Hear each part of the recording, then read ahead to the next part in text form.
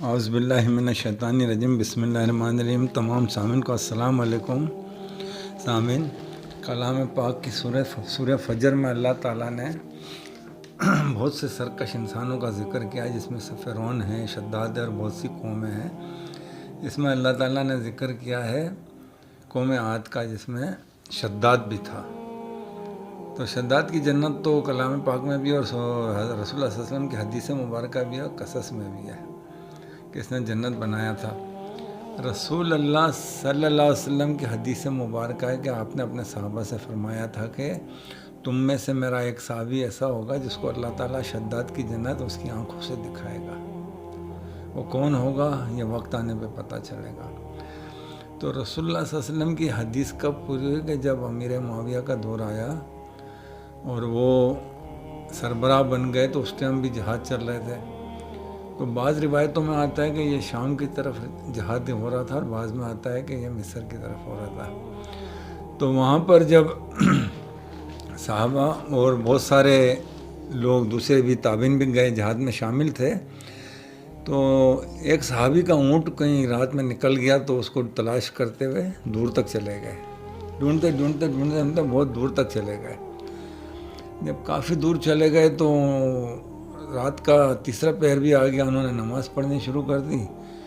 پھر وہ بیٹھ گئے وہاں پہ کہ ابھی فجر کا ٹائم ہوگا، نماز پڑھ کے پھر اجالا ہو جائے گا تو صحیح سے دیکھ لوں گا، مل گیا تو صحیح ہے ورنہ واپس چلا جاؤں گا۔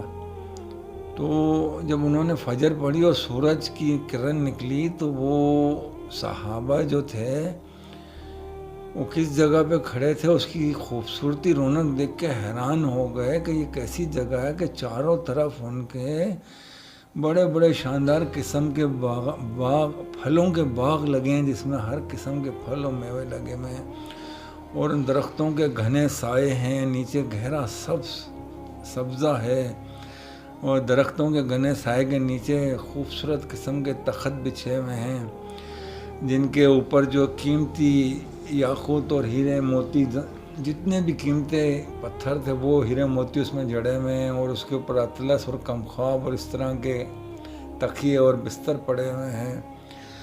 اور انہوں نے دیکھا کہ دودھ کی اور شہد کی نہریں بہہ رہی ہے، اور شاندار قسم کے خوبصورت مکانات بنے ہوئے ہیں۔ تو وہ دیکھ کے حیران ہو گئے، اس کی اتنی خوبصورتی دیکھی، جب اس پہ سورج کی کرن پڑی تو وہ بے ہوش ہو گئے۔ پھر انہیں ہوش آیا تو واپس اپنے قافلے میں گئے اور جا کے ذکر کیا کہ بھئی ایسا ایسا میں نے منظر دیکھا۔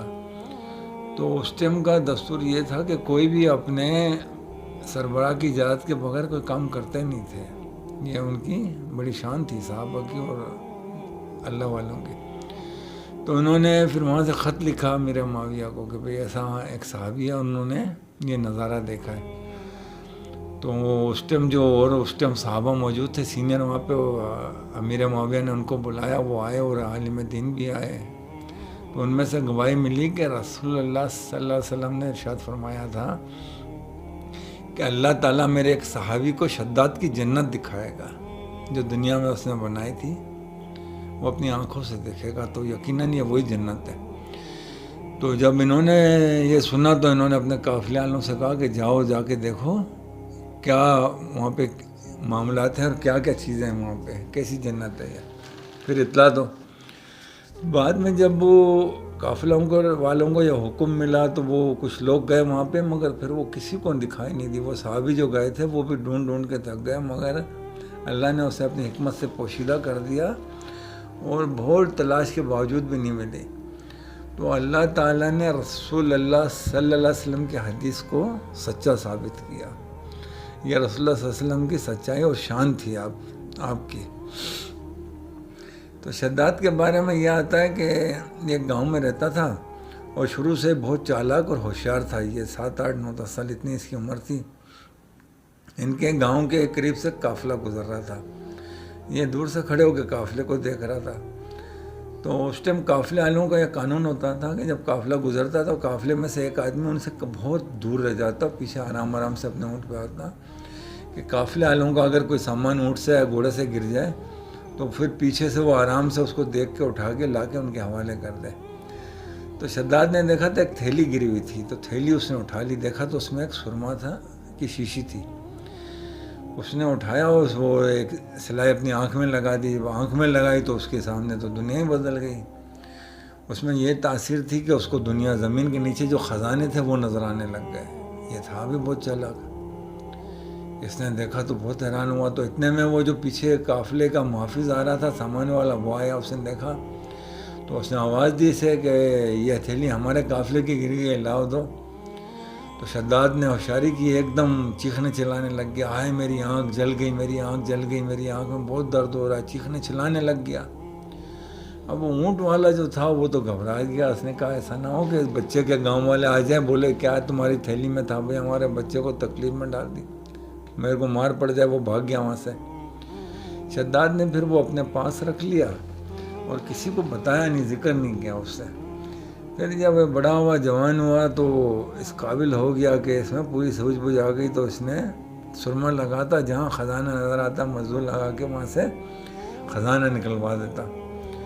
تو بہت بڑی سلطنت کا مالک ہو گیا تھا وہ۔ اس نے اپنے پیسے کے دم خم پر بادشاہت بنا لی اور اونچے اونچے محلات بنائے سورہ فجر میں، جس میں اللہ تعالیٰ ذکر بھی کرتا ہے، اور بڑے شان شوکت کی زندگی سے رہنے لگ گیا۔ تو یہ حضرت ہود علیہ السلام کے دور کا واقعہ ہے۔ یہ قوم عاد کہلاتے تھے۔ تو اس ٹائم ان کو شداد کے پاس آئے، حکم ہوا ان کو کہ بھئی اللہ کی راہ میں مال خرچ کرو، زکوٰۃ دو، غریبوں کی مدد کرو، خیرات کرو، صدقہ کرو۔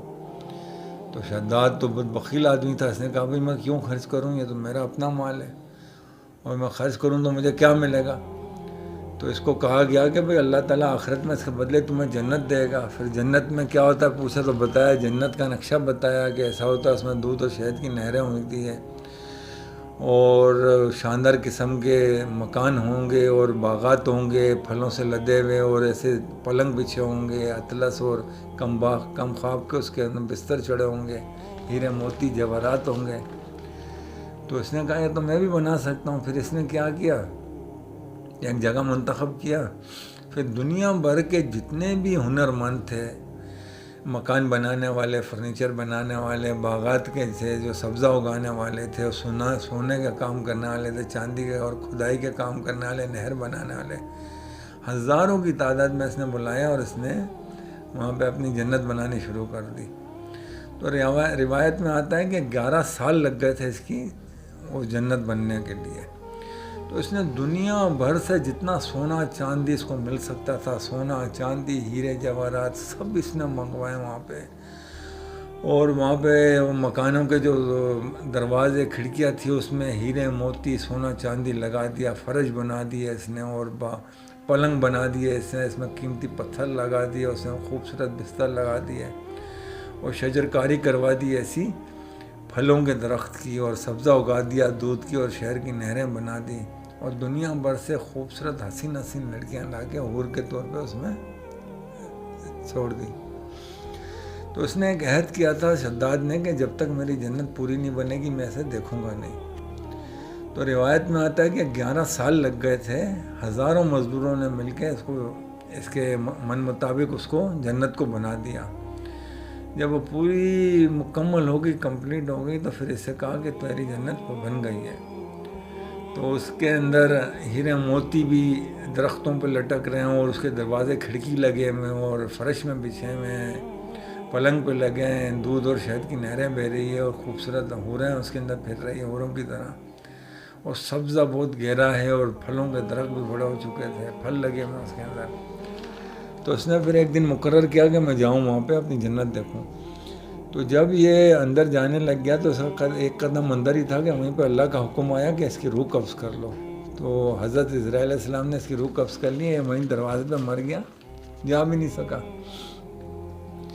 تو رسول اللہ صلی اللہ علیہ وسلم کی حدیث قدسی ہے کہ آپ نے فرمایا اللہ تعالیٰ نے حضرت عزرائیل علیہ السلام جو روح قبض کرتے ہیں ان سے پوچھا کہ کیا کبھی تمہیں کسی کی روح قبض کرتے ہوئے ترس بھی آیا ہے؟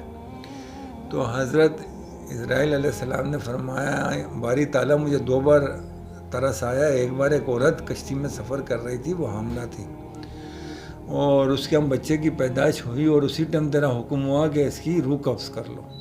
تو میں نے عورت کی روح قبض کر لی، مگر میں بہت ترس کھا رہا تھا کہ ننھا سا بچہ ہے، اس کا کیا بنے گا۔ اور دوسرا مجھے اس پہ ترس آیا کہ شداد نے جو جنت بنایا تھا اور 11 سال میں اس کی جنت بنی اور اتنا اس نے دنیا بھر کے خزانے اس پہ لٹا دیے، مگر وہ اپنی جنت کو ایک نظر دیکھ بھی نہیں سکا۔ اس کا ایک قدم اندر ایک باہر تھا کہ تیرا حکم ہوا کہ اس کی روح قبض کر لو، تو وہ وہاں پہ میں نے اس کی روح قبض کر لی۔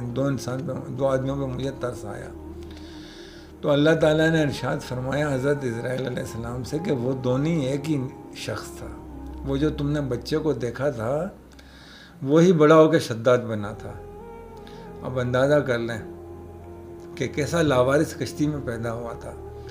روایتوں میں آتا ہے کہ 2 روایتوں میں آتا ہے، ایک میں تو آتا ہے کہ جنگل میں پلا بڑا، درندوں نے اور جانوروں نے اس کی رکھوالی کرتے تھے اور اس کی پرورش کرتے تھے، ہرن اسے دودھ پلاتی تھی، درندے اس کی حفاظت کرتے تھے۔ اور دوسرے میں آتا ہے کہ ایک قافلہ وہاں سے گزر رہا تھا، انہوں نے دیکھا اس بچے کو تو وہ اٹھا کے لے گئے، پھر اس کو پالا تھا تو بڑا ہو کے پھر یہ شداد بنا تھا۔ تو سورہ فجر میں اللہ تعالیٰ نے ان کی مذمت کی ہے، یہ شداد کی اور فرعون کی، میخوں والا اور ان کی کہ جو سرکشی کرتے ہیں، تو اللہ تعالیٰ نے فرمایا کہ یہ سرکش ہے جن کو اللہ تعالیٰ نے سزائیں دی۔ تو اللہ تعالیٰ ہی ہے جو ان اللہ علی کل شیء قدیر ہے، ہر چیز پہ قدرت رکھتا ہے اور اس کے کیے ہوئے کام کو کوئی بھی نہ پہنچ سکتا ہے، نہ اس کے غائب کو کوئی جان سکتا ہے، کوئی بھی نہیں۔ تو اللہ کے کاموں میں جو مداخلت کرتا ہے اللہ تعالیٰ نے ان کو سرکش کہا ہے کہ یہ سرکش لوگ ہیں، حد سے زیادہ تجاوز کرنے لیے ان کے سخت عذاب ہے۔ تو ہمارے لیے بس اتنا کافی ہے کہ ہم کو اللہ تعالیٰ نے رسول اللہ صلی اللہ علیہ وسلم کی مبارک زبان کے ذریعے جو قرآن شریف جیسی عظیم کتاب عطا کی ہے، ہم اس کو سمجھ کے پڑھیں، اس کا ترجمہ پڑھیں، کیونکہ اکثر یہی دیکھا گیا ہے کہ عربی ہماری سمجھ میں آتی نہیں ہے، نہ ہم اس کی گرامر سیکھتے ہیں۔ تو مولوی عربی پڑھا جاتا ہے اور ہم نماز میں کھڑے ہوتے ہیں، اللہ اکبر کہتا ہے تو ہم کان کو ہاتھ لگاتے ہیں، اللہ اکبر کہتا ہے تو رکوع میں چلے جاتے ہیں، سمع اللہ لمن حمیدہ کہتا ہے تو ہم کھڑے ہو جاتے ہیں، پھر اللہ اکبر کہتا ہے تو ہم سجدے میں چلے جاتے ہیں۔ باقی اس نے کیا پڑھا، کون سی سورت پڑھی، کون سی آیت پڑھا، اس کا مطلب کیا تھا، یہ کچھ سمجھ نہیں آتا ہے، نہ سمجھ آتا ہے نہ دل پہ اثر ہوتا ہے۔ تو قرآن شریف جو ہے قانون ساز کتاب ہے اللہ تعالیٰ کی، اور اللہ نے انسان کو زندگی گزارنے کے لیے، اس کو سیکھنے کے لیے بھیجی ہے، صرف ثواب کے لیے نہیں بھیجی ہے۔ ثواب تو بے شک ملتا ہے، اس میں کوئی شک نہیں ہے، مگر دنیا گزارنے کے لیے صبح اٹھنے سے رات سونے تک جتنے معاملات ہیں وہ اس کے مطابق گزارنے کا حکم ہے اس کے اندر۔ تو دعا ہے کہ اللہ تعالیٰ ہم سب کو توفیق دے کہ ہم قرآن کو سمجھ کے پڑھیں اور رسول اللہ صلی اللہ علیہ وسلم کی بتائے طریقے پہ چلیں، تاکہ اللہ تعالیٰ ہماری مغفرت کرے۔ جزاک اللہ۔